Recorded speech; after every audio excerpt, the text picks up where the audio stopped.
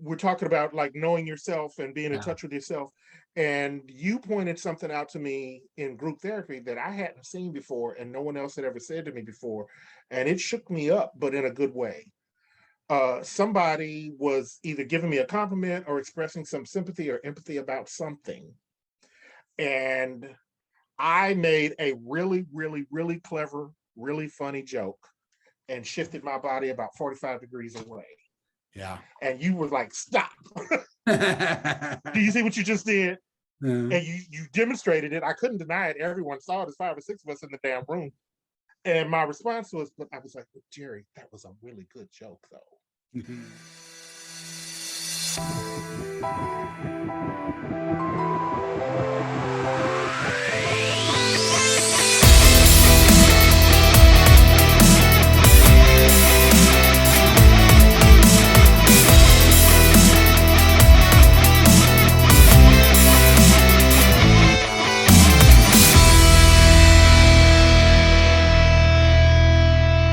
Welcome to the Growth and Thriving podcast, where we celebrate those who have overcome trauma and adversity and examine the tools and techniques that help us grow. I'm your host, Dr. Jerry Sunshine Novak, and today we are talking to a longtime friend of mine, Dr. David Whitfield, who has a PhD in communication studies and recently started his own practice called Dr. Dave's Communication Services. So welcome, Dave. Thank you so much for coming on the podcast. It's great to see you after maybe a decade. I know. Hi, Jerry. Thank you. Yes, it has been way too long. But of course, this technology did not exist when we were actually seeing each other. Yes. In real time. So yeah, correct. So why don't we start by talking a little bit about this practice you just opened, Dr. Dave's Communication Services, and just tell us what you do and how you help folks. And then maybe we'll get into your backstory a little bit after that. Sure. It kind of started organically, probably from some of the experiences I had in grad school. Everyone teaches the introductory public speech class, no matter what. You're doing that 2 years. And then often you get selected to teach other things based on your experience. The first thing they wanted me to teach was an interpersonal communication class for a group of nursing students because I used to be a medic in the Air Force. Mm-hmm. But I had a sit-down class conflict, so couldn't do it. The next time I had a chance to ask if I could teach a class called Speaking with Confidence. It's just a 1-hour pass-fail, and it's marketed to people who are either in that public speaking class that everyone has to take actively, or they haven't taken it yet because they're afraid to. Okay. So it's either in conjunction or a prereq. And of course, we also have to weed out the seniors who just need a 1-hour class so they can graduate or get their financial aid. In the process of taking that class, I also inherited what's known as the Speaker Center, which is the same concept as the Writing Center for the Communication Department. So practice with and feedback on whatever your speaking project is. And in that process, I picked up my third semester, I think I picked up 26 students from Brazil who were here for, they do a year abroad. Yeah. And they told me they will not graduate with their class. They know that it's a year in America to get good at English and whatever they're doing. And that really kind of helped to shape, I think, my practice, because I realized I was going to have to, I really did learn to take how can I be of service to you? What is it that you need? And how can we provide that? And then the Speaker Center ended up the same way, because although it's driven mostly by teacher referrals, students can also self-refer. And I really I think my listening skills just had to really pick up, because you got a short amount of time, you got to make a diagnosis. If they didn't self-refer, then I've got to look at all the grades their teachers have given them on those rubrics and try to put that together with what I think the teacher wants, what the student can bring to the table. And I ended up, how did it happen? I know. When I was doing some volunteer work for the summer, one of my volunteers told me that the head of the speaker center lived across the street and I should go say hi to her. Well, I obviously wasn't doing that, but she did get us together by email. She told me to come and visit her. And the next thing I know, my supervisor's telling me they want to move the speaker center into the library next to the writing center. Hmm. And that is kind of where it really started to grow, because we had really what amounts to an office with no windows and a bunch of books. Right. And I think the students who had it before, it was almost a little bit of a blow off, because if nobody shows up, I can just sit here and do my work. Mhm. And so 2 years of doing that really kind of exposed me to non-native speakers. I had grad students, I had first year freshmen, I had all those international students from Brazil. But one, I'm pretty sure it was getting ready to be Christmas, so it was fall semester. I had 2 students back to back, self-referred from the same teacher. Mm. And if a person just kind of walks up during my hours, my first thing is, would you like to go somewhere to rehearse privately? And there's usually an office or a conference room close by. They made sure I had what I needed in the library. They wanted me there. Both of the students said emphatically, nope, I do not need to rehearse my speech. My questions are content related only. I need you to sit and listen to me and talk with me and help me to fill in the blanks or have a congruent through line. Completely different speeches.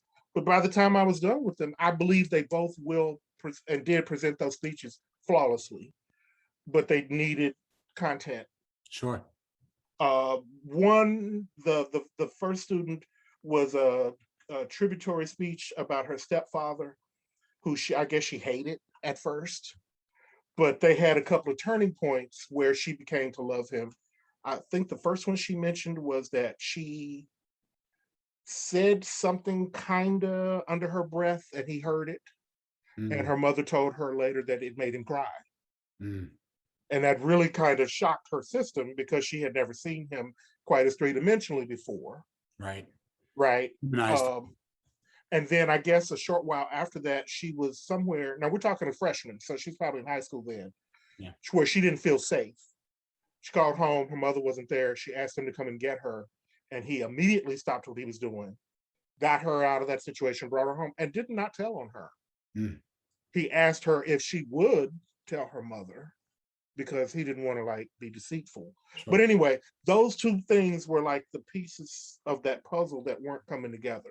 Right. I was like, okay, so now you see him as a person, and now you see him as a person who will come to your aid and keep your confidence. Those are the 2 pieces, I think, your transitions. Yeah. She was completely happy. She came back and told me she got an A. Great. Jerry, the next student, what a goof, was doing a also celebratory, but sort of tongue in cheek. He wanted to celebrate his mustache. And he wanted to use the month of November for Movember. Yeah. And so he was like, we got this month. And so was he a veteran? The first thing out of his mouth was, well, you got October, you got breast awareness month, breast cancer awareness month. I was like, have you met your teacher? You will not get up and compare October breast cancer awareness month to November, right? No shave November. Right. You are just asking for it. And he said, I knew that. I knew that there were problems with this speech. I needed a person who wouldn't judge me, to let me run through my spiel, help me find those problem areas, correct them, make them better, and still have a cohesive piece of work. And he was all personality. He didn't need eye contact, vocal inflection, no problems there. But he did understand he had a content problem. And it was the first time that someone had been so emphatic to tell me what they needed from me or didn't. Right. And it really humbled my practice to where I really understand now the importance of collaboration. Yeah. And it's not unlike me now. Matter of fact, the client I was just talking to, my first one, our first meeting will be to establish her goals. Yeah. What is her history? What is she trying to accomplish? And how will we know if there's been any success? I don't Sure. just want to be taking people's money. I mean, I need it, right? Yeah. But I really don't think that I can ask for referrals and I can and Right. take That's myself providing seriously as a paid value. professional Yeah. Yeah. without some kind of standards. Right. Providing value to them. Yeah. Exactly. Yeah. And what's interesting. So that was a big part of how I got here. Mhm. And then people are, I don't know what it is. People like to tell me stuff, but people also like to sometimes know my opinion. Mhm. Um, like I said, I had colleagues in grad school who just would say, let's go to brunch at Long Branch. And I want to tell you about my research. And I know when we get done, you will have said something. I'm going to use the word edifying. Mhm. That's been one of my power words lately.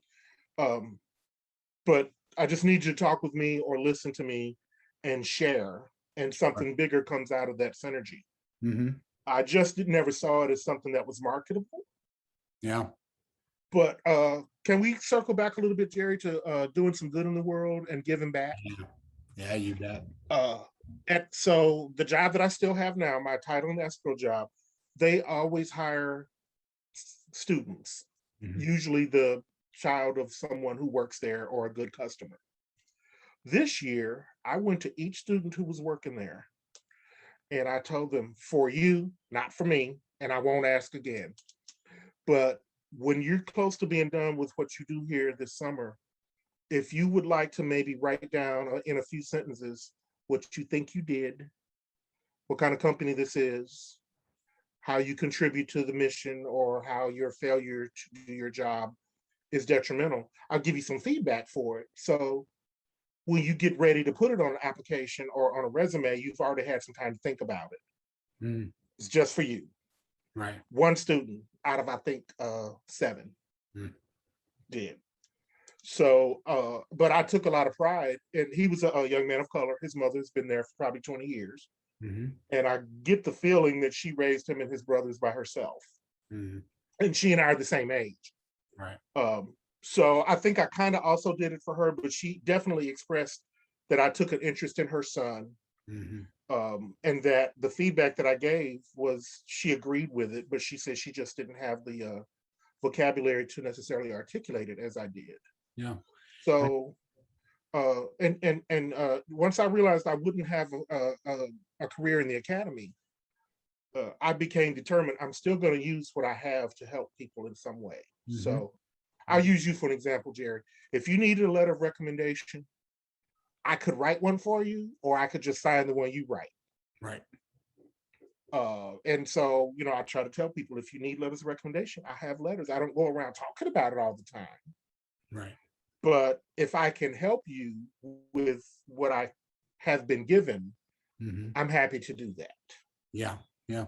And So, in your example, the good you put out in the world had some ripple effects, right? It didn't just affect this young man, it affected his mom on an emotional level as well. yes. And a lot of what I was trying to convey to him resonated with her so much more as a person who actually does the job. Yeah. Uh, the thing that I'm most proud of is that I planted some ideas in his brain, Yeah. because he did say, one of the things he said immediately was, I'm so glad you got me to do this exercise. I know I don't want to sit in front of a computer all day. I'm like, I wasn't trying to run you out the door, but I wanted him to understand the concept of transferable skills. Right. Right. That's been my problem over all these years. I've got the military, I've done customer service, I've done a little of this and a little of that. My little segue back into education, that tanked, and I'm back where I was. But my through line has to still be something that carries through. Right. In his case, I wanted him to understand, he worked in the construction escrow department. I'm like, the word escrow implies that you can take care of other people's money Mhm. according to directions. Their stewardship comes along with that. That's huge. And not all of your friends, I would put him at 23. I'm like, I doubt any of your buddies have any idea what you do. Right. Right. So this is a skill that you have garnered, and you can take it with you. I understand you don't want to do this anymore, and I don't blame you.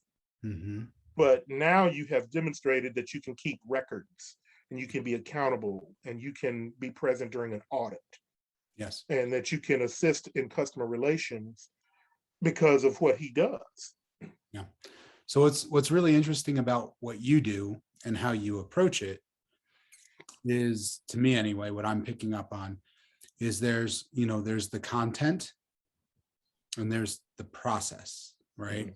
So if somebody's going to deliver a speech of some sort, or go into a debate of some sort, or anything of that nature, communicate professionally in some way, the content has to be solid. And the two students you talked about both needed help content wise, right? And the content needs to be good.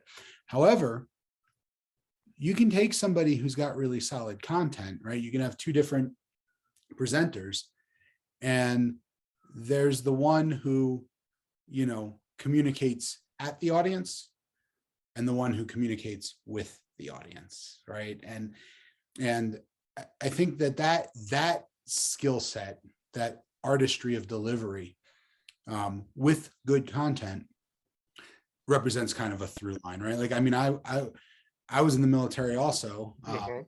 and I was, I was an officer, so I was a flight commander for a little while, and element chief and those sorts of things. And, as somebody who is accountable to, I got up to major, as somebody who was accountable to lieutenant colonels and generals, the content had to be good, right? I had to provide the right information. I had to manage my section, whatever I was managing, well. But where a lot of people in the military go astray is in the downward communication. When I'm interacting with the folks who work for me, with my technicians, with my enlisted folks, right?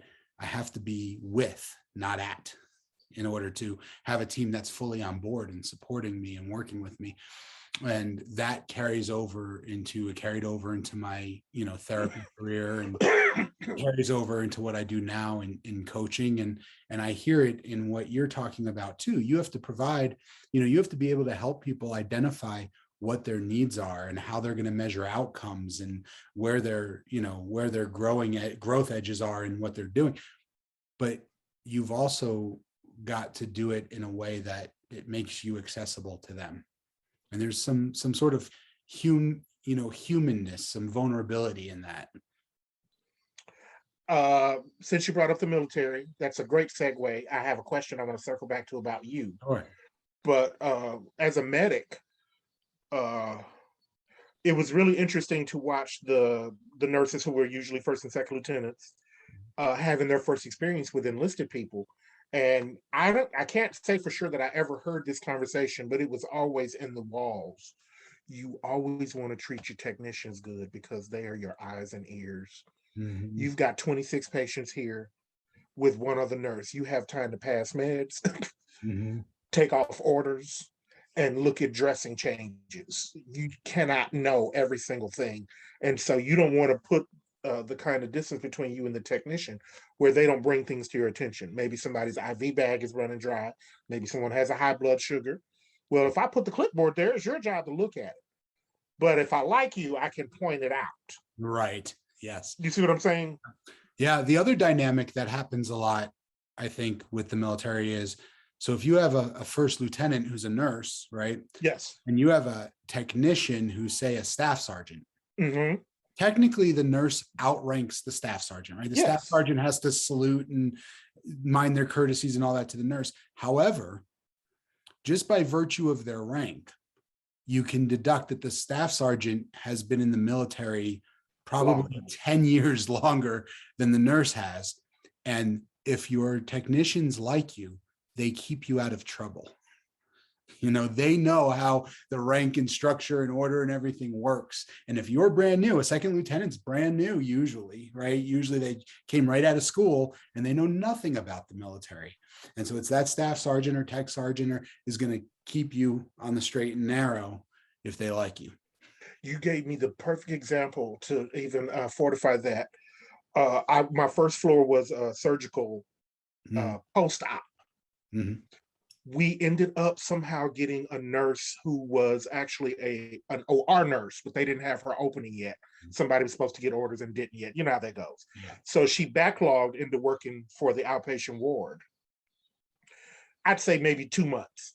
Mm-hmm. Finally, she got her opening but our charge nurse says, I will not release you until you work 2 weeks of nights by yourself with 2 techs. Mhm. And she did. But I remember my coworker and I, kind of like after 11 o'clock when everything's died down and it's just us, we were like, we know this, you got to get through this. What Mhm. can we do to help you? And you know what the one thing she needed from us was? Go around every hour and make sure everyone's breathing. Mhm. Yeah. Right? Yeah. Just Don't. every hour on the hour. Yeah. In addition to what you're already doing, Sure. that's the one thing I can't get to. Mhm. And that's the reassurance that I need is that between 1:15 and 2 o'clock, if Right. someone's not breathing, I'm going to know about it. Right. That's all she ever asked. Especially when And I thought to everyone's myself, quiet. go ahead.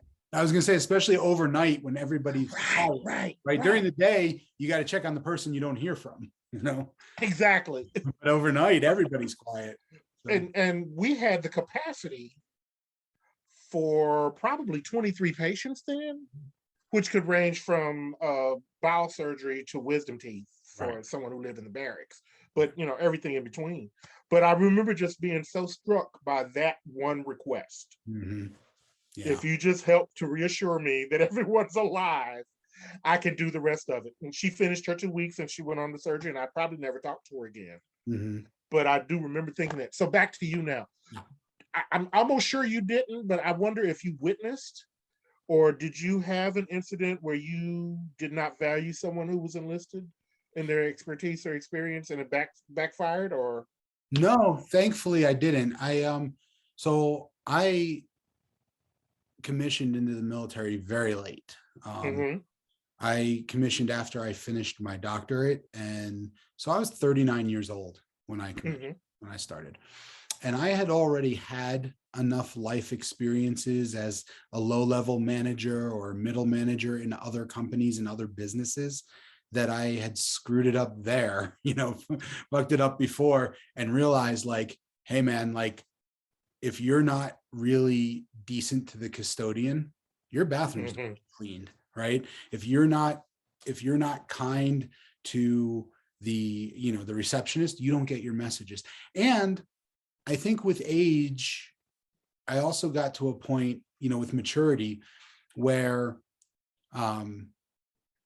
it wasn't about secondary gain. I wasn't being kind to the receptionist because I needed my messages. Mm-hmm. I was being kind to the receptionist because the receptionist is a human being and worthy of kindness. And so my worldview and my values and everything, by the time I got into the military, I was not impressed with my rank. I didn't care that I was a captain or a major. It didn't matter to me, right? I wasn't impressed that I was a doctor. Like I just didn't, it wasn't a thing anymore. I had children. They were my top priority. That's true. And, Yeah. and so I didn't feel like I really had anything to prove, except I wanted my clinic to run well, and I wanted the people who answered to me to feel valued and appreciated.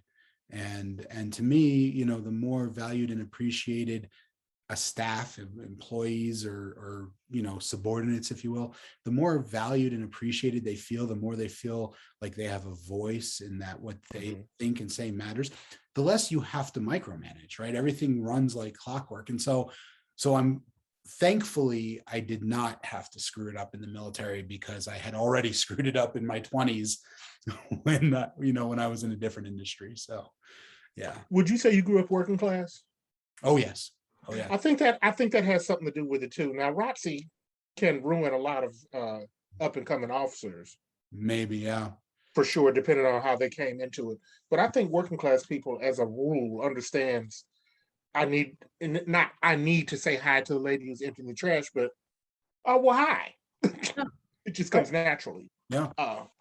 Yeah. So, all right. So we're still in the military. The military is where my teaching career started. Mm-hmm. I did all those years on. I worked in the surgery ward, orthopedics.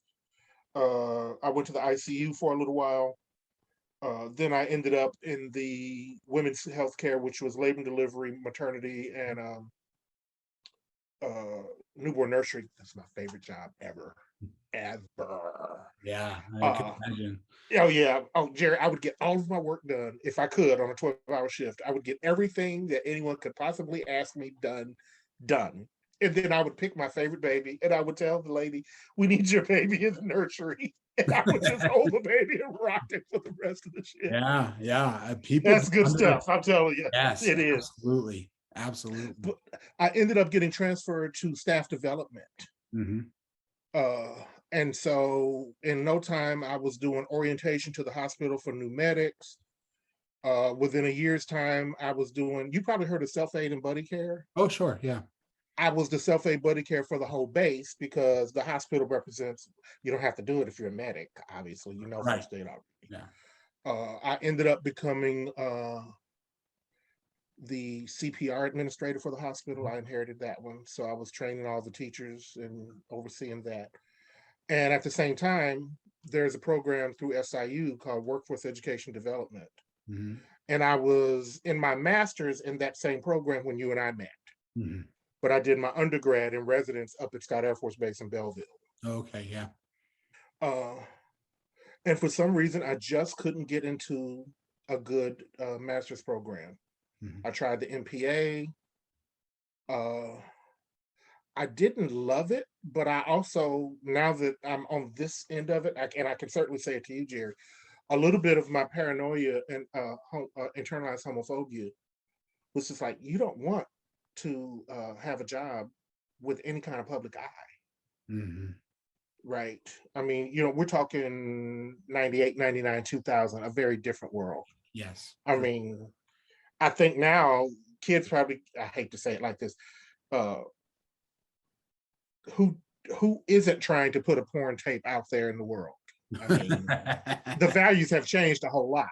Mhm. But I don't think it would have been a good fit anyway, but there was just that looming fear Right. of, I don't know, someone taking a picture at a party Mhm. or just someone knowing the wrong person. St. Louis is the biggest small town I've ever lived in, Mhm. or the smallest big city, whatever you want to call it. Yeah. And so I think I did 3 semesters and I quit. Mhm. I was going to do community counseling at Chicago State.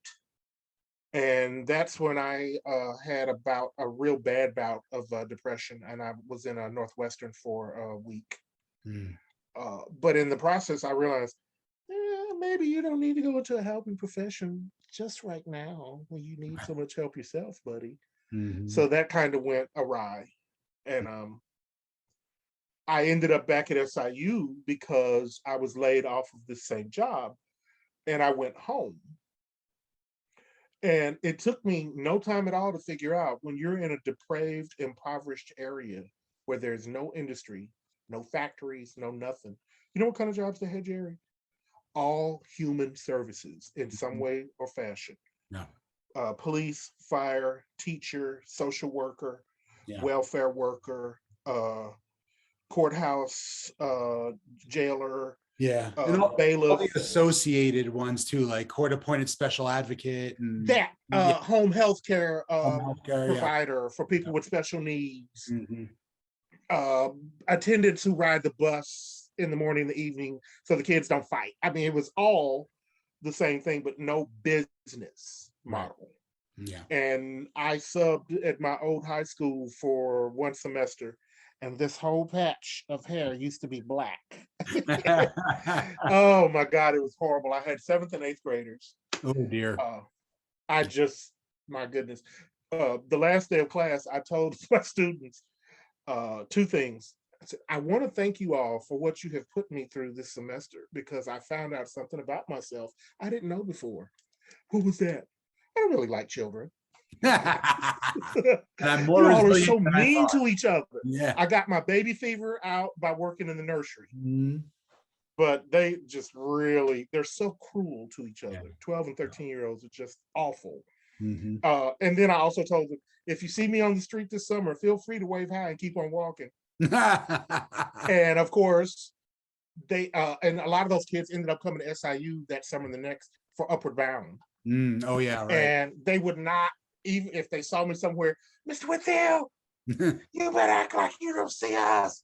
Mr. Whitfield. Right. And these are the kids I couldn't get to sit down and do a worksheet Mhm. a year before. Right. But in coming back to school, it was my way out. Yeah. I definitely can't deal with kids. Mhm. And at that point, Jerry, we're talking 2009, 2010. I would have been skittish to really be doing too much with kids anyway. Mhm. And I still don't like being alone with kids Mhm. if I can help it. Some kids always want the damn door closed. Why? Right? Yeah. So I always was really kind of careful to keep that distance. I don't give kids money. Mhm. I'm not your buddy. Right. You don't call me by my first name. Mhm. Uh, get this. I never will forget. The vice principal was a year or two behind me in school, and she kept telling me, "You know more of these kids than you think you do. You just got to investigate a little bit more and probe. And I guarantee you, if you pull the right string, you're going to find a lot of your classmates and schoolmates. These are their children, nieces, and nephews." So I have this student, and her last name's Johnson. I'm like, "Well, that's common." So I'm like, "I bet you're related to," and I name off people. And then I'm like, "What about Shalonda? Is she your aunt?" She said, "That's my grandmother." All the color drained out of my face.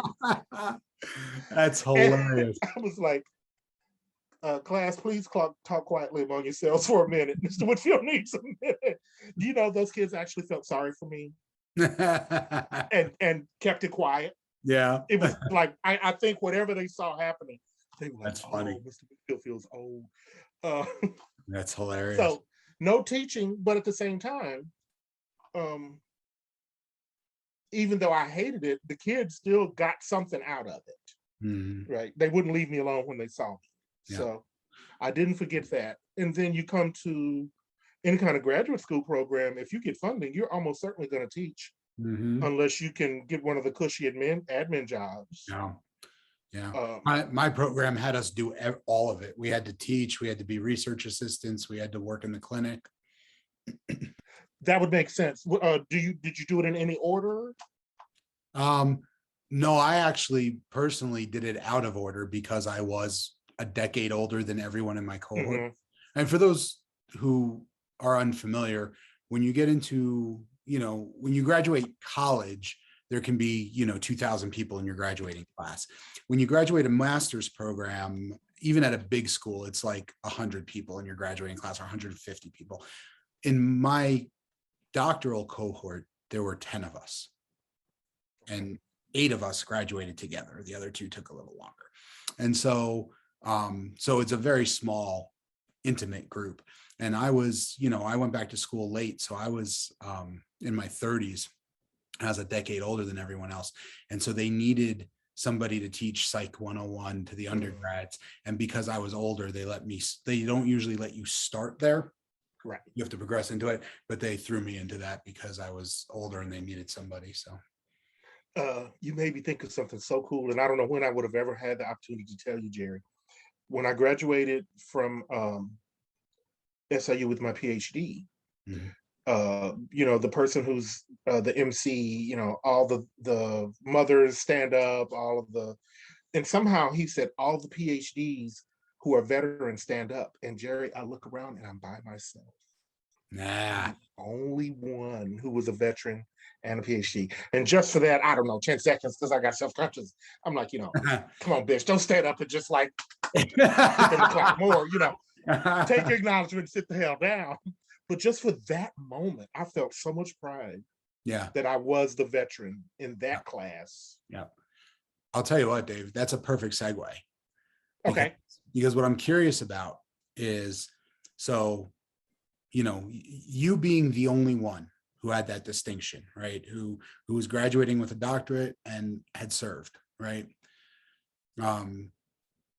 Makes you, having a PhD to begin with makes you an outlier.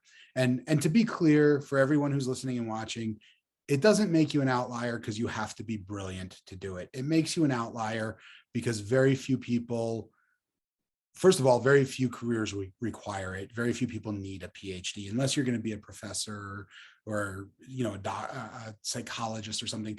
It's not required, number one. Number two, it just requires a ton of work. And so the most people just don't want their lives to look like that and choose not to do the work. So you're an outlier, not so much necessarily because of brilliance. You're an outlier because of a willingness to and grit, right? And just the willingness to keep showing up day in and day out, and kind of have your soul crushed by the amount of reading and writing you need to do, but keep showing up. And so, but then even amongst that group of outliers, you were an outlier. And so what I'm curious about is a little bit of how you got there, right? A little bit of your life, maybe some of the more pivotal or transitional moments, good, bad, or indifferent, that you've lived through, and maybe some of the obstacles you've overcome to get you to the point where you're the only veteran doctoral student standing at graduation. Okay. It's probably easier to start in the present and work backwards, because I can tell you Yeah, however you that want to do it. I really didn't. I still am in contact with a handful of students from grad school, but not very many. Mm-hmm. No one in my own class, no one in my cohort. There were 8 of us. And I remember having this thought. I really believed that I would hit the tenure track, and it took me about a year and a half to realize. My advisor was teaching a core class, and she said something to the effect of, "These are your future coworkers and colleagues," right? And I remember saying to myself, just as clear, "Over my dead body, motherfuckers don't own work. This is what I have to look forward to. I know I got somewhere I can go back to, but if I got to put up with this bunch of assholes for the rest of my life, this is too far." But I'm 47, 46. I'm like, and I can't be a 46, 47, 48-year-old man out here with half a PhD. Right. I'm too far in. And I really hit my my lull right after coursework going into prelims. I had probably almost a year stall. Really? I was having a hard time getting my proposals. And then my father died in May. My brother died in October. My cousin died a week after that. My goodness. So I had 3 and 5, and it just took it out of me. All I could do was go and teach and come home. Yeah. Go and teach and come home. It really took it out of me. But at the same time, I knew I had that one last chance to take that last swing, and I took it. I started meeting with my advisor once a week. So in that sense, I didn't take no for an answer, but some of it was just out of spite. I'll show you motherfuckers. Yeah. Kiss my ass. Right. And obviously I didn't think it all the way through, because now I have 6 figures of debt. Yeah. Right. Now I'm trying to get a side gig to get me a few extra dollars.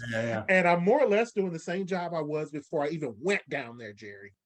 I have almost the same story. Please share. Well, the reason I went back to school so late, the reason I was, 39 when I finished my doctorate, is because, I hated school when I was younger. And I was not a great student. I barely got through college, and I only went because my parents said they would disown me if I didn't.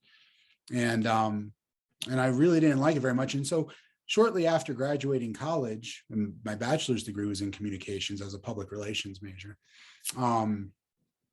I became a personal trainer, and I worked in a gym, and I loved it. It was a great job, and I had great success. I made pretty decent money, and I was very busy and very booked. And I worked for a big company. I worked for New York sports clubs, and I worked my way up to the point where I was a master level trainer for New York sports clubs, and eventually became a fitness team manager. So I was responsible for the business end of things too.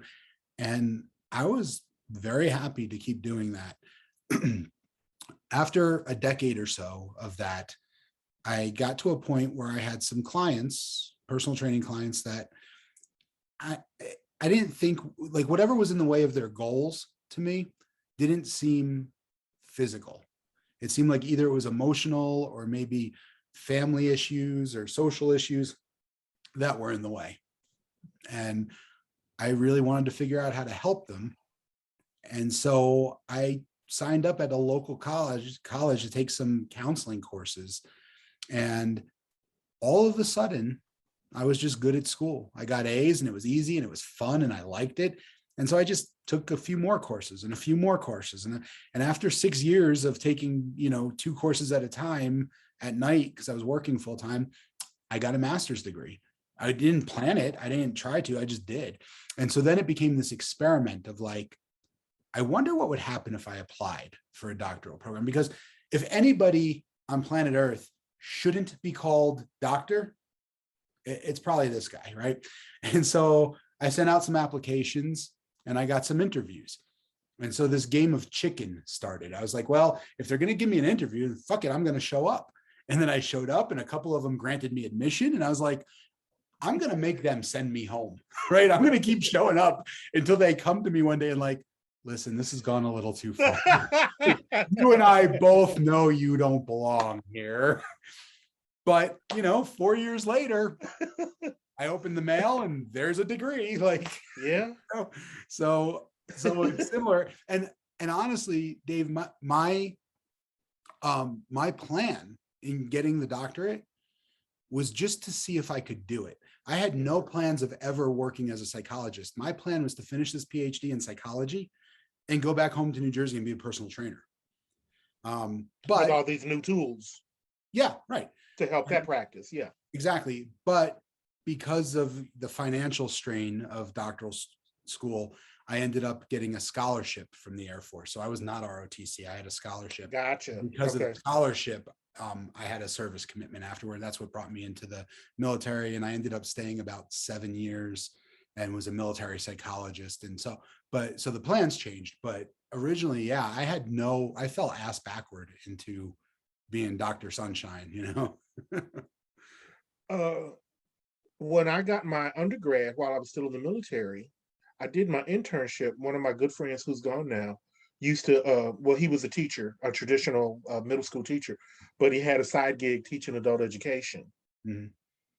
And so I interned through that. I think I went to like 15 sites over a semester, and then they hired me. And I did that for about a year, but it was, no benefits. And my schedule looked something like this: Monday through Thursday, 7:30 to 10:30. Tuesday, Wednesday, Thursday, 11 to 1. And Monday and Wednesday, 6 to 9, or something like that. It was just a right. Couple hours a day. My hands were tied. But I really did learn a lot about I think that's where I developed my passion for taking it where the people need it. Yeah. Right. You had so many different walks of life coming. I had barely literate. I taught a guy to add who could not read at all.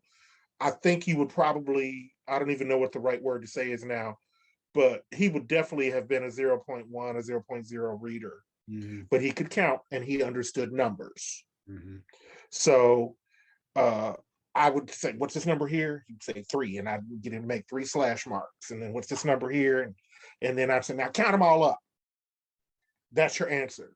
Now, we were having some difficulty subtracting, mm-hmm. right? Because you got to put your number down, then you got to mark the O's and then count the ones that aren't marked.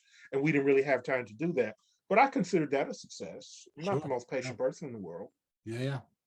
And it was so funny, Jerry, because he would be just counting 1, 2, 3, 4, 5.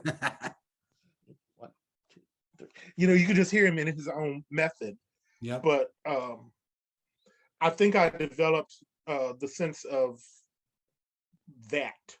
Mm-hmm. Even as recently as 2 years ago, the city colleges of Chicago, when I decided I was going to come back, I put out applications to all the schools. I only got 1 hit. And this guy would not leave me alone. And I finally kept telling him, if you can't give me at least 3 or 4 classes, don't bother me. Mm-hmm. And so he calls me the next semester. You can have as many classes as you can take. And I was so excited to work in the inner city with working class people, mm-hmm. right, who need that instruction. And Jerry, it didn't work out. They were going to pay me less than they would pay anyone. So they had a matrix. I think up and down was years of teaching experience, left to right was education. But they were counting me as never having taught ever, even though I had the PhD. So I don't know if it was jealousy or whatever. Right. It didn't work out. And as it turns out, mid-semester, COVID hits. I don't know how I would have finished that semester up anyway. Yeah. Everybody gets an A. Yeah.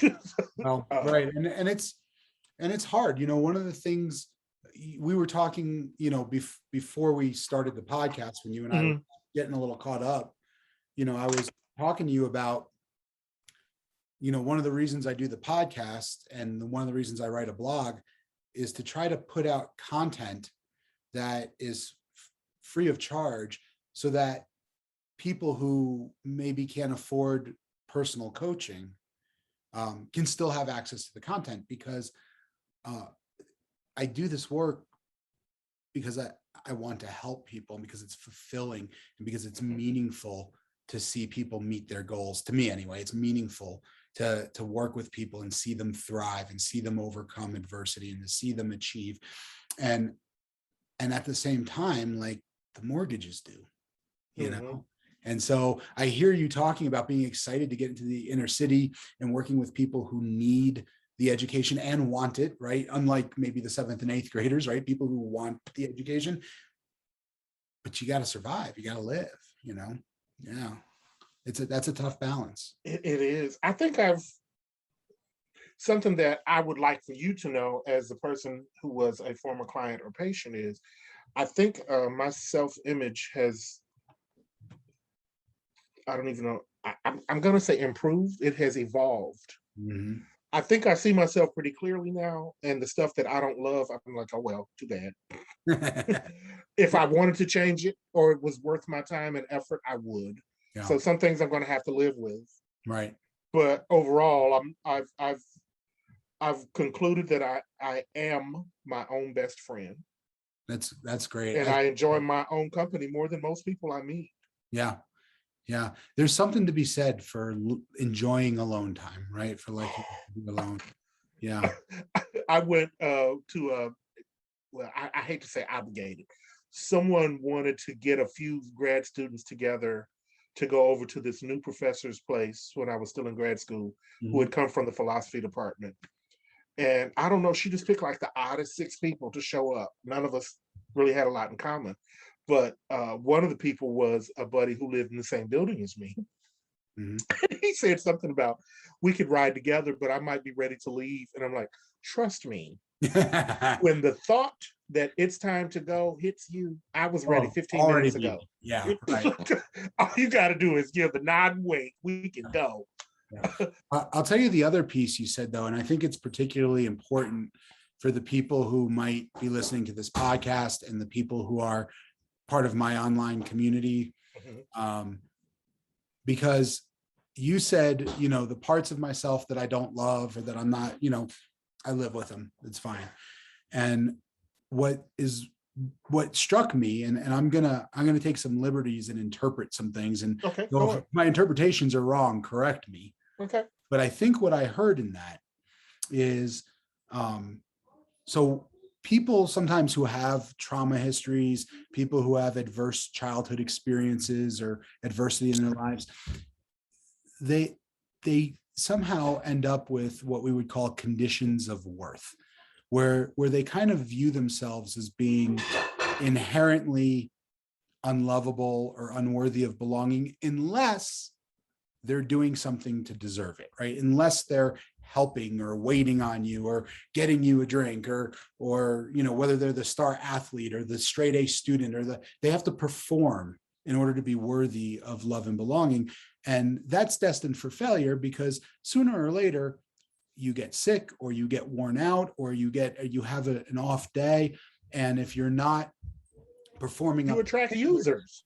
Right. Well, and you attract people who are going to take advantage of that. Right? Oh God, yeah. Right. But the problem that a lot of these people have is that if they were to be in a relationship, whether it's a romantic relationship or a platonic relationship, with a person who is really healthy and self-sufficient, they start to panic, because if the other person doesn't need them for anything, then why would they want them? Right.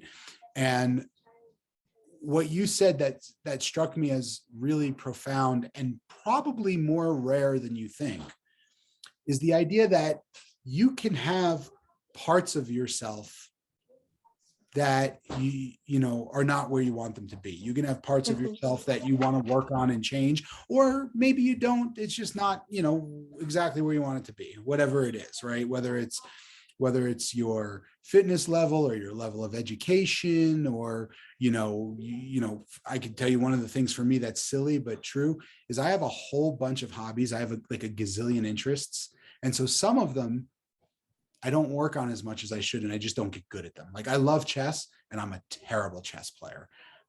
Same thing with music. I love music and I love playing instruments, but I'm not great at any of them. And so those are things about myself that I wish sometimes I wish I would just focus in on one or two and really get good, and achieve something. But those parts of ourselves that maybe are not our greatest strength, or that we don't love, if you will, don't take away from our worth and value, right? They Takes a don't, long time to get there too. yeah, Uh, they don't detract from our worth and value as a human being. If you're not a great guitar player, or not a great chess player, or you never finished the PhD, or you put on a couple of pounds, like you're still a person who's worthy of love and belonging. I read and reread a book called Replay by Ken Grisham. You can find it on Amazon. It's from the 80s. Mm, And it's about a man who, I'll give it to you brief because there's a bigger point. He turns like 55, has a heart attack, and dies. But he wakes up 18 in college. mm, And he knows what's going to happen. So right. he lives this life again. Mhm, And then he gets to 55 and dies again. mhm, And now he comes back. He's in college, but it's just like 3 or 4 days later. And this continues. But in his third life, well, in his second life, he immediately like became a baller. He remembered who won the Kentucky Derby, won all this money and all this. The third life, he intentionally married his first wife again, mm, although he didn't love her, because in his second lifetime, he missed his daughter so much mm, that he was willing to intentionally go into a loveless marriage, or marriage that would be mm, less than fulfilling, because the idea of not having that child. right. Right. Now, I think it was so miserable he didn't do that again. But it has caused me to think, when things have not gone my way, I would have had them turn out differently. That butterfly effect. What else does it affect? Right. Uh, uh, uh, the only girl that I've ever loved, we were friends from third grade. I thought we would be together. We didn't. She ended up marrying someone else who also used to be a friend. They're divorced now. They have two grown children, probably 33 and 30. Mhm, I know they have at least one grandchild. yeah. And I'm not even sure they talk to each other at all. But I would never want to take away their babies. Right. You know Right. what I mean? Yep. If the hurt that I experienced in getting to know them and all that happened would take that away from them, it doesn't, I don't know, it doesn't hurt me that much. Right. Right. And so that's sometimes how I kind of pull myself out of regret now is, Yeah. would I want to take away somebody's babies? I've had 3 long-term relationships, but I also have a cat and a dog that I love very much with one Sure. heart. Yeah. Right. I'm not giving up my baby. I wouldn't take it away from him. Right. Uh, and so it's a weird thing to have a science fiction plot kind of help me to reshape that. Yeah. But there's a real sense of peace that comes with, I'm happy with my lot. Yes. And I Right. don't need what you have Right. to be different to make me feel better. Yes. Yeah. And I heard a great quote from the basketball player Chris Bosh.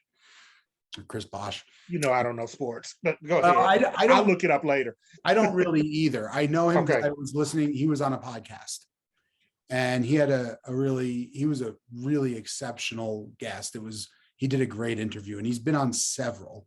I just happened to be listening to this one, and I listen to podcasts in the gym. So what happens on the Apple podcast thing is when Mhm. one ends, the next one just comes up, Yeah, right? yeah. And so he was the next one, and I just kept listening.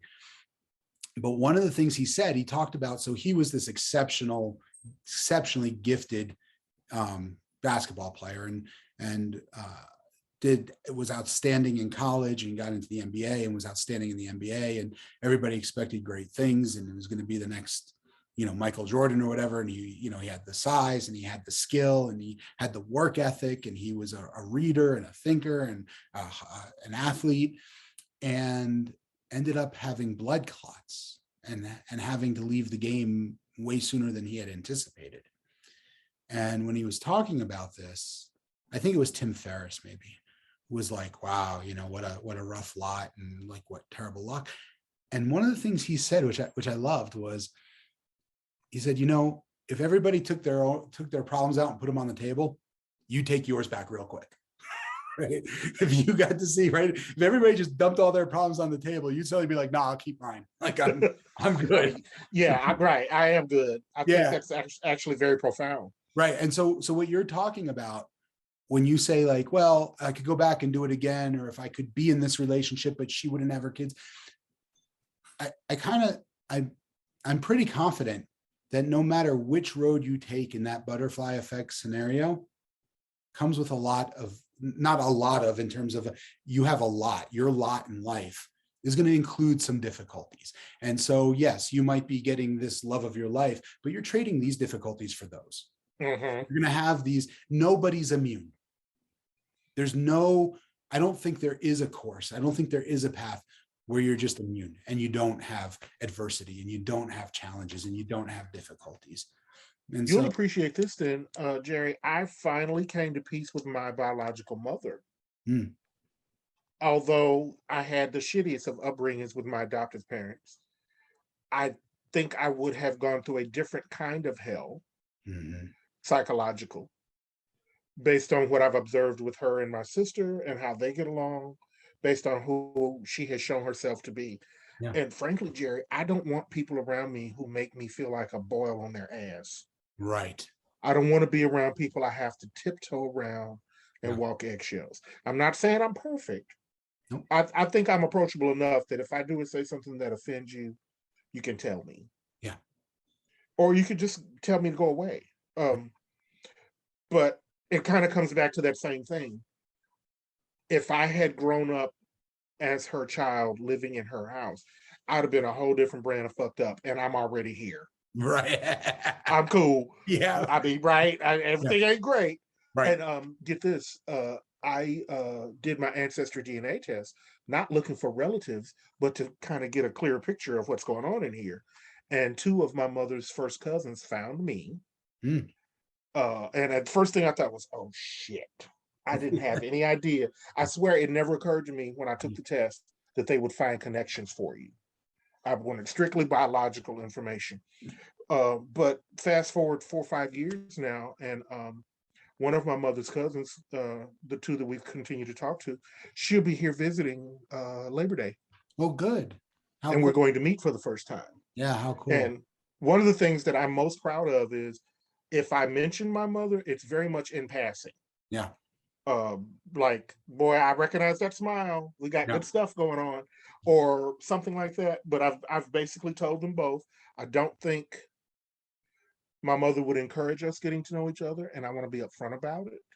I don't know why, but I'm at peace with the way things are. So if you want to be cool with me, we can be. But you're coming into a possible divide. So you make your own choices. And I think they both respected me for that. They're closer to my age than hers. Right. 2 or 3 years, give or take. You were about to say, Jerry? Oh, I was just going to say, when you said like, it would be a whole different kind of fucked up and I'm already here. I always think about like, I spent, the last couple of decades learning how to untangle this particular knot, right? Like knot your shoelaces, right?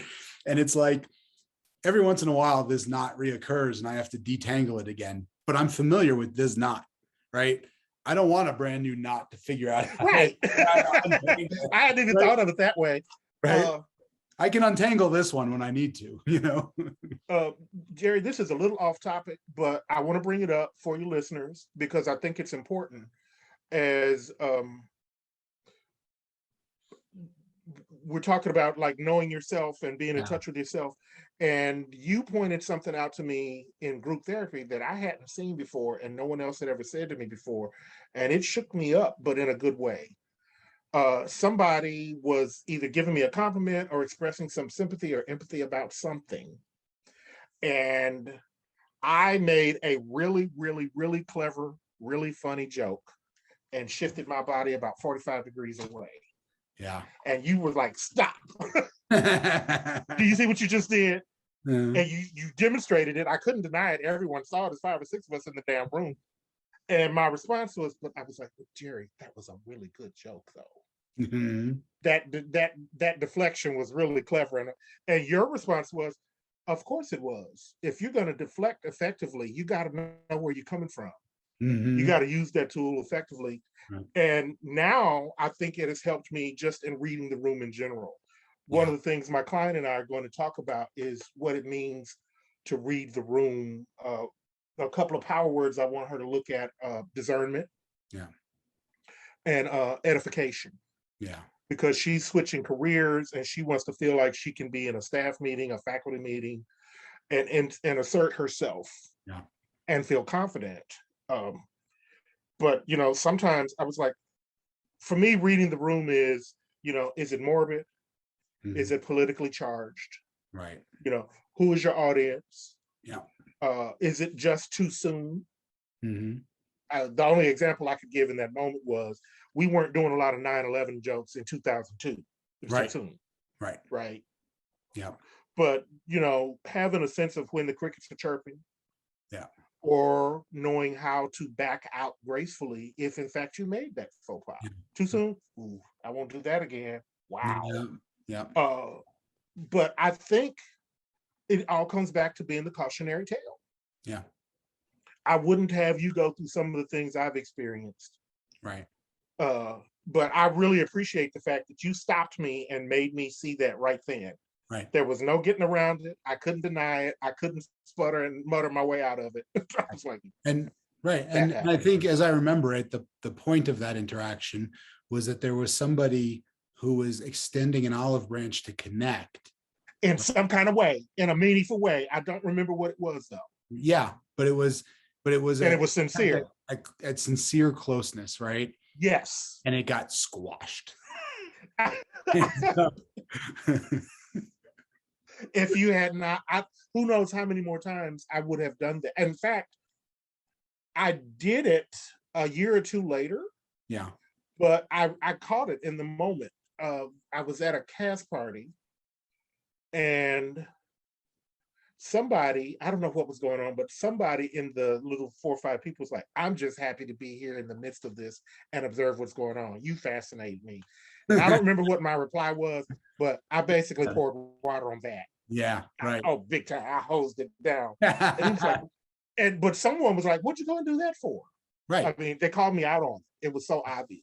Right. And I acknowledged it. I was like, yep, that was on me. Yep. We can't circle back, but I will be aware of that. Yeah. And I won't do that again. Can't unring a bell. No, you can't. You can't. And I don't think the bell should be unrung. No, right. And so as I've gotten older now, I'll be 55 this year, I've noticed that I don't think I'm philosophical. I've always been a thinker. But it occurs to me now that just about everything that motivates us is for one or two reasons. It's to sustain a human body, or it feeds our ego. Yeah. And sometimes it's both. Right. Right. We work because we need money, because we want to live in a house and eat food. Mm-hmm. But we'd also like to live in a nice house in a nice neighborhood. Mm-hmm. Right. A perfect example. When I see houses that have all of these extraordinary, extravagant Christmas decorations, or I see a car with really big, what do you call those things, Jerry, in the tire? The hubcaps. Rims and all that. Yeah. You don't even see it. Right. Unless you're looking in your rearview mirror or out the window down at it. Right. That's performance art. That's for the benefit. That is for your benefit. Even the Christmas lights, to me. Right. I mean, I appreciate if you're on the side of the interstate, we get a show on the way past, but it's not for you really, it's to show. Right. And so to me, those are ego driven. Yeah. Yeah. I mean, I think there could be cases where people, who have done some work on themselves and, might just really like coming home to it, and I could see sure. Instances where people, but generally speaking, I think that, So the way I would say it is, I think all human behavior, and maybe all animal behavior, is an attempt to get our needs met. And some of those needs, as you said, are physiological. But for human beings, especially, some of those needs, many of those needs, are social. Whether we like it or not, I don't care how stoic or tough or rugged you think you are, there is evidence upon evidence upon evidence from all sorts of research, from brain scans and fMRIs and measures of chemicals in our system, neurotransmitters, that demonstrate that human beings are wired for social acceptance and connectivity. Now, some people need more of it than others, right? Some people are a little more introverted. They don't need much of it, but they, as far as we know, as far as the research can show us, there's no such thing as a person who needs none of it. And people who act like they need none of it usually deep down have some bad experiences with vulnerability, right? And maybe have senses of shame. Like if somebody really saw them, they would be rejected. And so, and so I they don't absolutely agree. right? So they want to be seen. And so a lot of that behavior, the rims on the car, or the $1,000 watch, or whatever it is, are sort of, I would think of them, I hate to judge it, but I would call them less sophisticated attempts at feeling accepted and connected, right? Without actually having to connect through real vulnerability, real authenticity. I think for me, Jerry, it's the degree that you go to meet that need. Yeah. Right. Those rims are not cheap. No. Right. All right.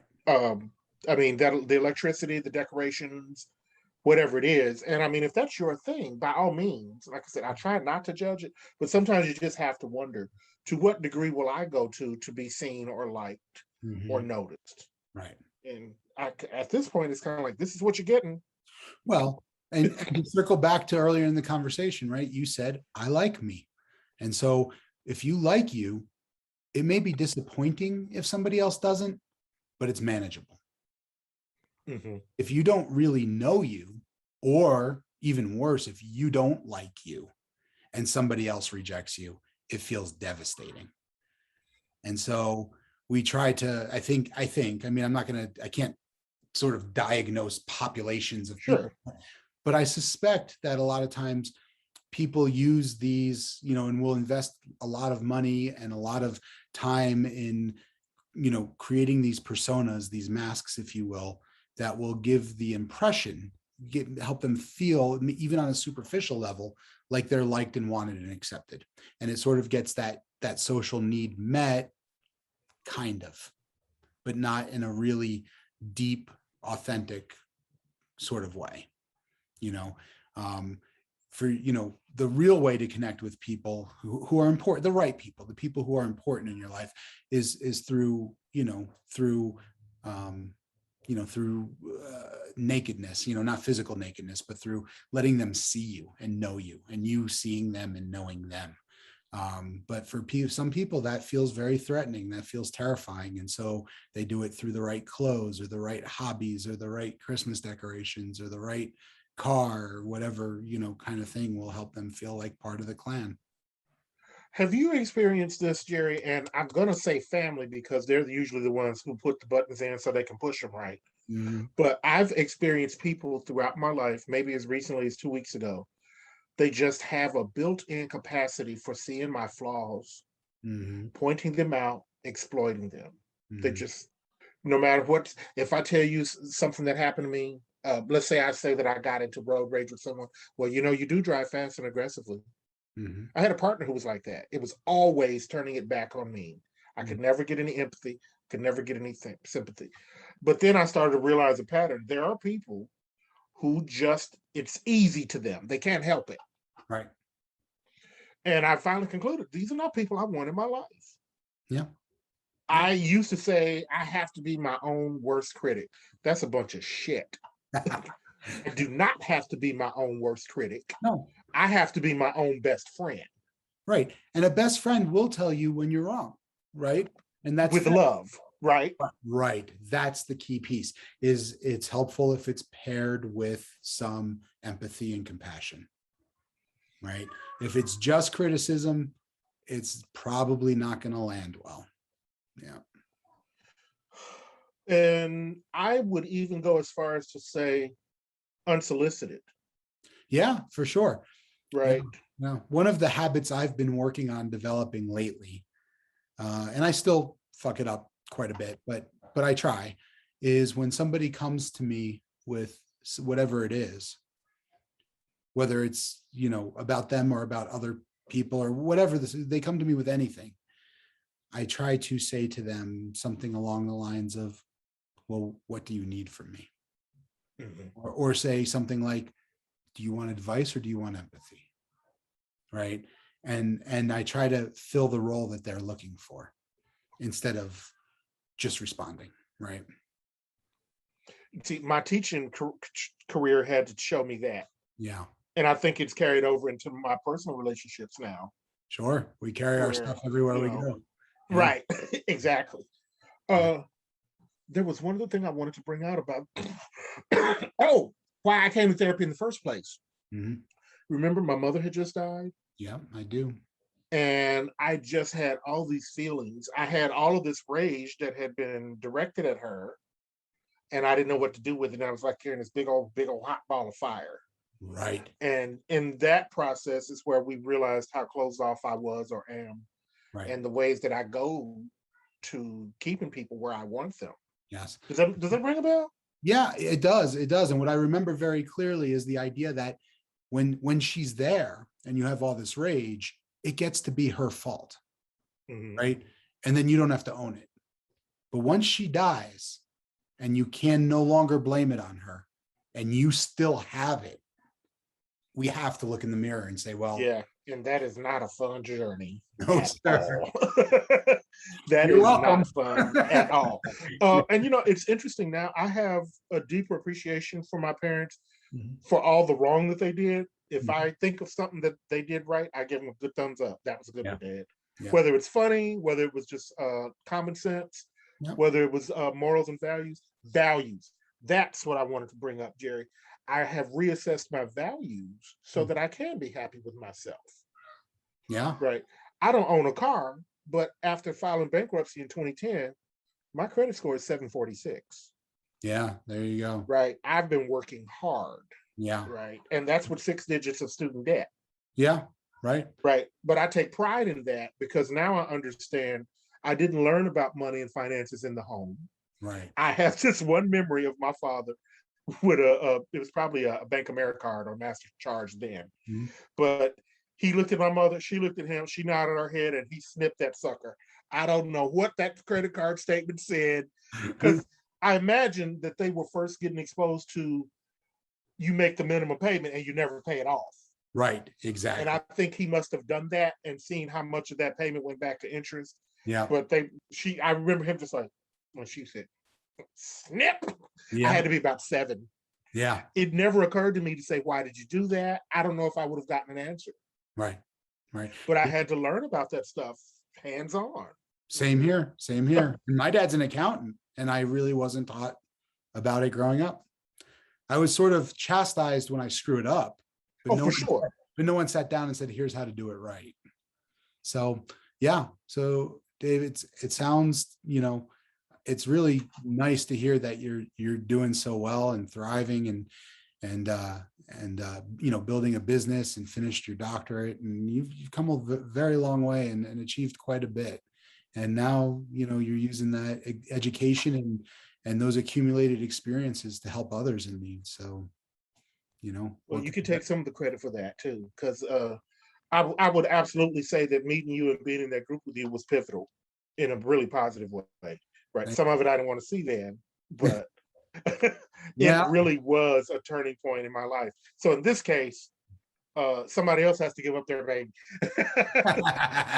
I'm not changing that. No butterfly, none. No. And that was, So, it was great. It was, it's funny, that we've stayed in touch all this time. It's like the universe. oh right, I sent you the scarf. Yeah. I forgot about that. Yeah. Yeah. That was Absolutely. a nice little shock for you, wasn't it? It was. I enjoyed that. Yeah. You want to share what that was before we Yeah, I mean, I have been crocheting for a really long time. I taught myself in '99 when I stopped smoking cigarettes, Mhm. and I can knit a little bit. It's obviously more complicated. It looks nicer, but I was just goofing around once, and I decided I would make the project that I was working on for you. And I knew that the clinic would have a way to reach you, Mhm. and they reassured me of that. So I was like, well, here it is. Get it to him. I hope he remembers me. I knew you would, but I wasn't expecting a Facebook friend request Mhm. as a result, because I was like, wow, that's generous. I wouldn't have expected you to make such an outwardly generous personal connection. No. But it's been really good for me, and I appreciate it. Do you still have it? Was a scarf. It wasn't a blanket, it was a scarf. Yeah, it's a scarf. I have Yeah, it. yeah. Okay, No. okay. Yeah. Yeah, I have it. And I still try to do those things for people when I can, usually when someone has a baby, Yeah. because I just do a plain old granny square. Go ahead. Wow. Takes about 3 hours. Right. It must be a bit getting time for us to wrap up. Well, yeah, we probably need to start to wrap it up. This has been a really great conversation. It's been a little Likewise. bit of it's a little bit of you and I catching up personally, but also some some of what will benefit our listeners and our audience. And I'm really glad that we got to reconnect. What I'm going to ask you to do is just share with folks, if people want to reach you and for communication help or questions or anything related to the podcast, what's your, they can do it through me if they want, or you can You share. know what? I would probably have them do it through you, because I don't know my LinkedIn info. Okay. This is really, I mean, a brand new venture. It's like 2 or That's 3 fine. weeks. So what I'll say is, if anybody has questions or comments for Dave, if anybody wants to get in touch with Dave for any reason, you can either email me or contact me through the Facebook page.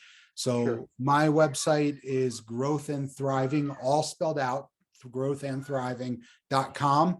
And there's, a contact link on there where you can send me an email. Also, the podcast will be posted on there. On Facebook, it's Growth and Thriving, but not spelled out. Growth and Thriving with an ampersand. LLC is my page. And then the two communities we have going on there are Growth and Thriving After Trauma and Thriving Fathers, Parenting After Trauma. So come find us and leave a comment. If you have questions or comments for Dr. Dave Whitfield, you can leave them there and I will pass them on to him and make sure he receives them. That's And great. I want to thank you, Dave, for coming on and spending some time with me. I appreciate that, and I value your time. And to everybody watching on YouTube or listening on whatever platform you use for podcasts, thank you for investing your time and listening to this podcast. I know there's many ways you could use an hour and a half of your time, and I feel privileged that you chose to use it on the podcast. So thank you so much. Pleasure. And until next time, this is Dr. Jerry Sunshine Novak signing off, and take good care. Take good care.